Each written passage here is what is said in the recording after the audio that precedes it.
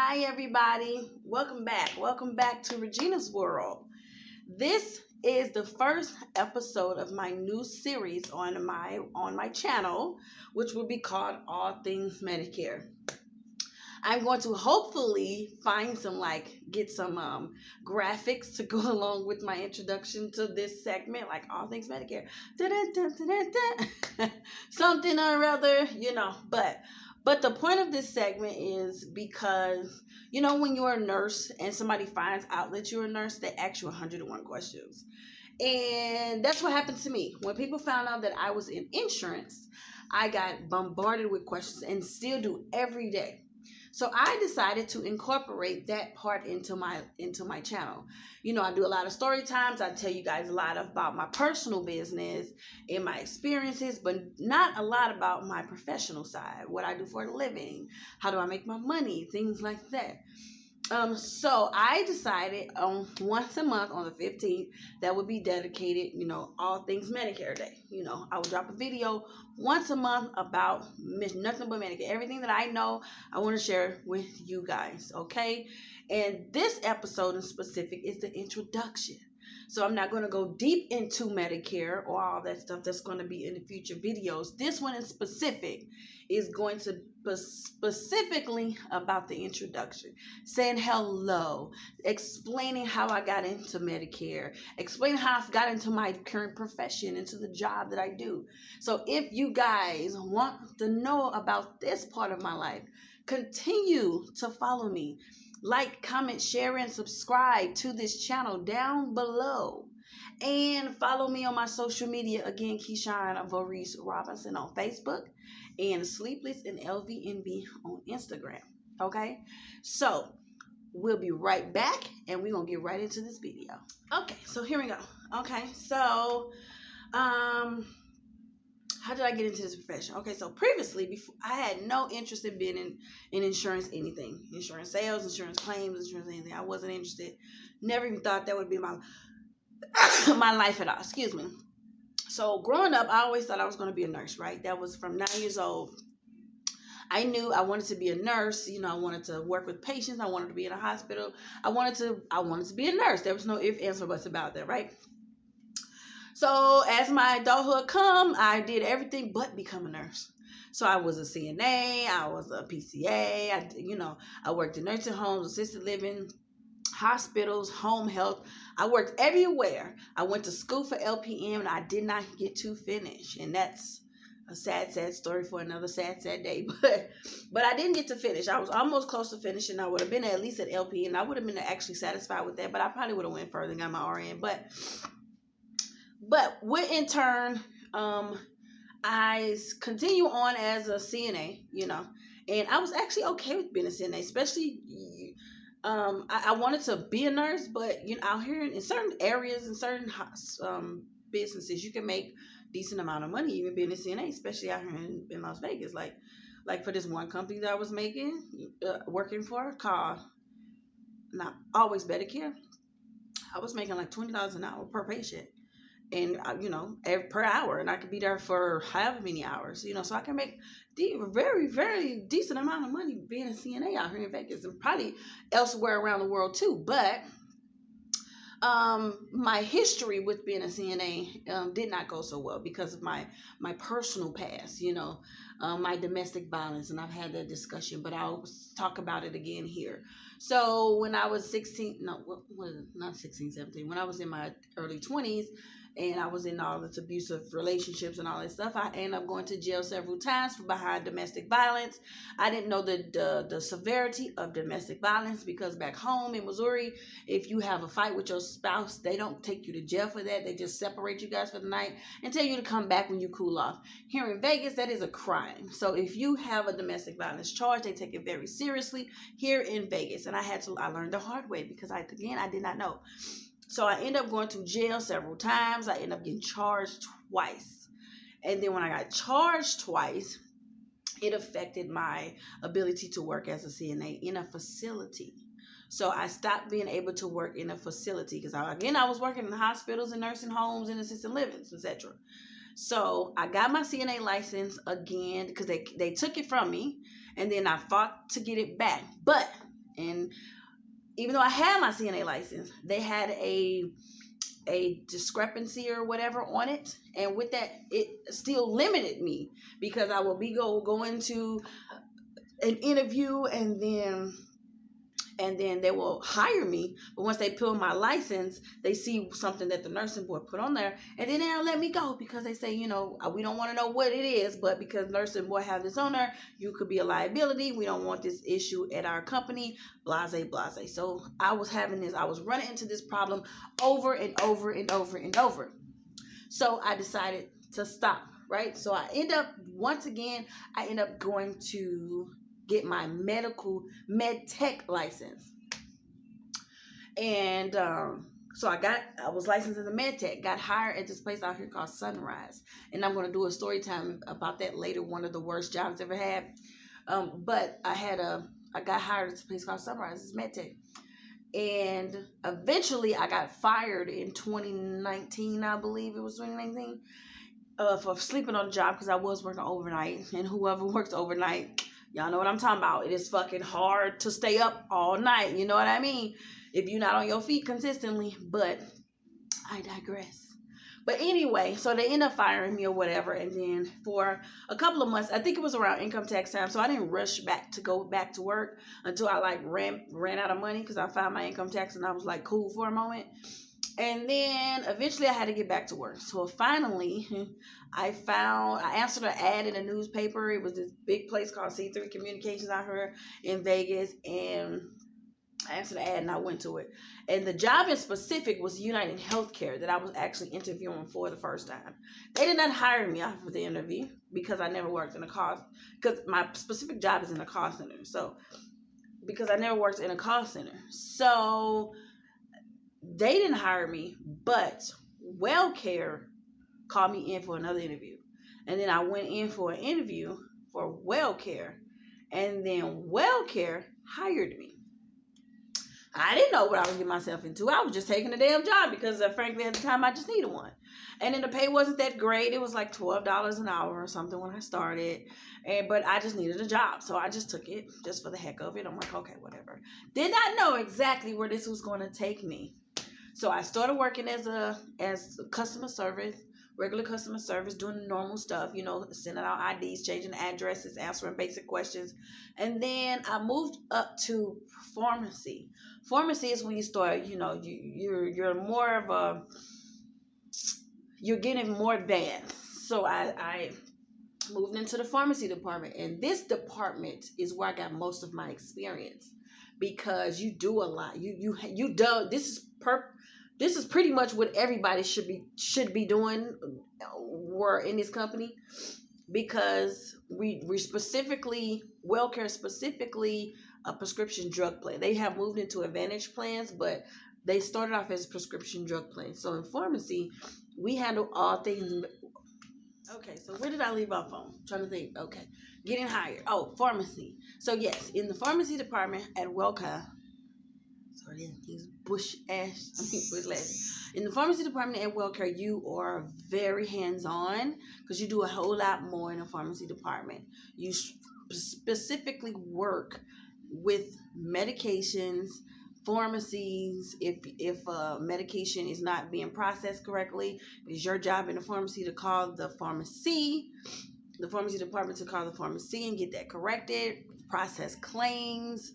If your doctor need authorization for a specific medication, if your member is having surgery, some narcotics, whatever, your medication need a prior authorization. They come to us to get those things processed. You are filing faxes, you are doing authorizations, you are doing tier exceptions, and tier exceptions are something that we can put in place in an insurance company. If a medication is too expensive for you, you can request a tier exception, and that exception, if it's approved, will be moved from one tier to another. So let's say if you have albuterol is usually a tier 3 medication, which has on certain plans has a deductible. Now I'll go into that later, but has a deductible, and the price for albuterol can be very expensive. If the deductible is like $400, they can apply the whole deductible on one medication at once. Most people can't afford that. So So we try to move the medication down to at least a tier 2, and it's a big price difference from tier 2 to 3. It could be $9 for a tier 2. For tier 3, it could be $109. You see the difference? See how big that price difference is? So tier exceptions is something we do. Prior authorizations is requested a lot for certain medications, such as like psych medications, narcotics, and things like that. We do a lot of prior authorizations in the pharmacy department. And formulary exceptions is another something that we do in a pharmacy department, which that means if a medication is not on your formulary already. And a formulary is something that it's a list of drugs that's already covered on your plan. So every plan has drugs that they cover, and it's not a guarantee that they're going to cover all the drugs in the world. And that's a huge misconception, that you think that just because you want an insurance plan that it's going to cover every medication. And it does not. And members get very upset that your plan may not cover every medication. So when they don't, and they're prescribed a medication that's not on the formulary and is not covered, then we have to do something called a formulary exception to get it covered. It's not a guarantee, but if it is approved, then it is put on your formulary, but it is on the formulary as a tier 4. And when we get to a prescription drug plans, Part D, I will explain what all that means. Okay, so when I was doing pharmacy department for 2 years, and my supervisor had asked me to fill out something. It was something new, a new thing that was all around a building, and she was like, I want you to apply for this. I just thought it was a license, and because a lot of other people in the company had the same license, and they just said, if you get this license, you get paid more. So of course I'm gonna do it. It's more money. Okay, why not? So I put it in, and then I didn't know a job came with it. So I did it, and then they put me in a class to study for.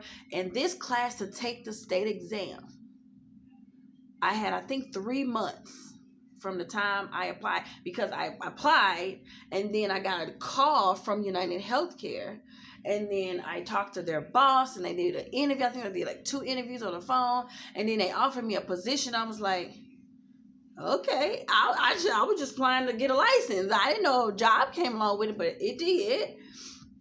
And so yeah, I took it. So they gave me 3 months, and there was a lot of us who had to take the license. Some people failed, some people passed. I was one of those people who passed because I really, really buckled down, and I was going through a lot. I was working and trying to study. I was waking up early before work to study. After work, I was studying. In between lunch, I was studying. I was gonna get this license. I tried one time, passed. That was it. I was done. I was a licensed agent.